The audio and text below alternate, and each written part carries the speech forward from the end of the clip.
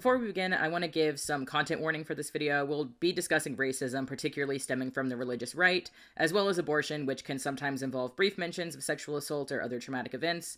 This video will also include common rhetoric and language used by far-right religious Christians. But that's it. Thanks for watching. Let's get into the video.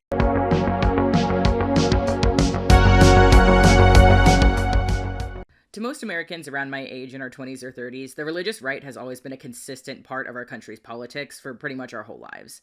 It may be ever present in the lives of those living on the Bible Belt, or a nuisance in the background of people in bigger cities and more progressive areas, or you may be a part of it yourself. While smaller communities of Protestant Christianity have always held conservative values to some degree or another, most people attribute their wider organization to Roe v. Wade, including many modern-day evangelicals and religious pro-lifers themselves.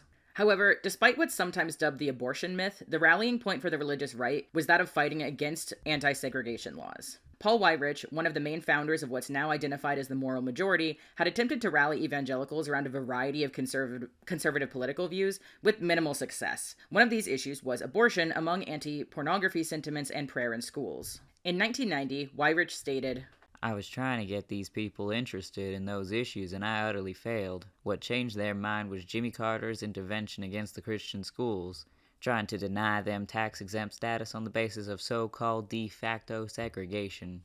In 1971, Coit v. Green affirmed that private schools at all levels of education which practiced racial discrimination were not to be tax-exempt, nor were their donations to be tax-deductible. The trial started in Holmes County, with a group of black parents protesting 3 new white-only private schools being tax-exempt. After the desegregation of public schools, the amount of white students attending public schools in Holmes County dropped from 771 to 28 in the first year. The following year, that number dropped to 0. One of the private schools at risk of losing its tax-exempt status was Bob Jones University, a South Carolina-based evangelical school that practiced racial segregation as well as forbid white students from pursuing interracial relationships as grounds for expulsion. In an attempt to avoid the IRS's case, they admitted a singular married black man who worked at the school's radio station as a part-time student, though he dropped out a month later. After this, the school still did not allow unmarried black people to attend the school and restated its policy that white students pursuing interracial relationships with black students would be grounds for expulsion. Clearly, the school's minimal changes did not do away with its racist policy, and the school would lose tax exemption in 1976, though it would officially take effect in 1971 after the warning from the IRS. Weyrich used this loss of tax exemption as a catalyst to rally evangelicals, presenting it as though they could no longer isolate and be allowed to do their own thing in an increasingly secular world, and presented this trial as an injustice against the evangelical community and their religious freedoms and culture. With the energy only increasing among evangelicals taking a new step into politics, Weyrich encouraged Robert Billings, who would go on to be considered a founder of the moral majority, to create an organization called the Christian School Action, an attempt to further rally and mobilize the anger he was fostering among evangelicals.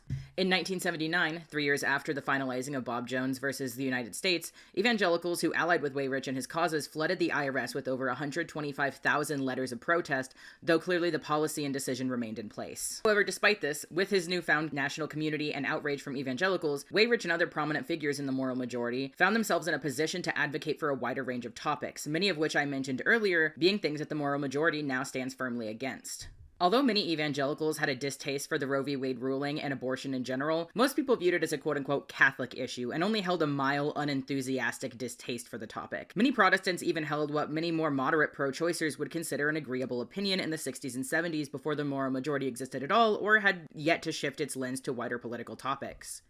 In the 1970s, the United Methodist Church General Conference acknowledged, "We are equally bound to respect the sacredness of the life and well-being of the mother, for whom devastating damage may result from unacceptable pregnancy." And in 1971, the Southern Baptist Convention expressed positive sentiments about Roe, stating, "We call upon Southern Baptists to work for legislation that will allow the possibility of abortion under such conditions as rape, incest, clear evidence of severe fetal deformity, and carefully ascertained evidence of the likelihood of damage to the emotional, mental, and physical health of the mother," which they went on to reaffirm in 1974 and 1976. To entice evangelicals into seeing anti-abortion issues as a cause worth their time in activism, Weyrich enlisted the help of Francis A. Schaefer, a Presbyterian minister.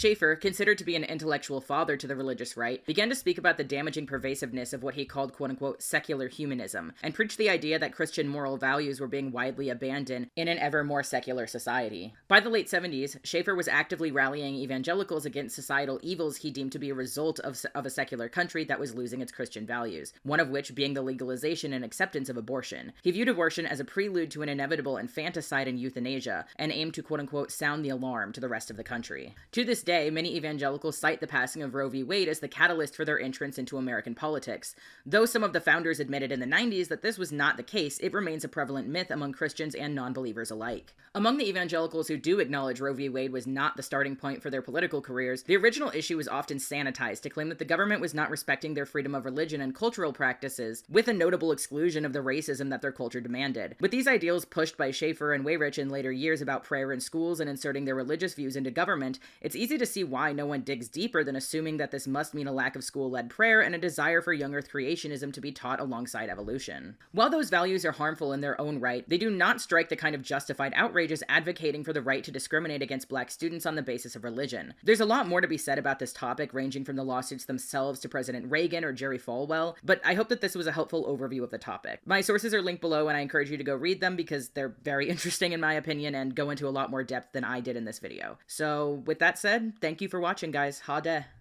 I stare at the populace in prayer.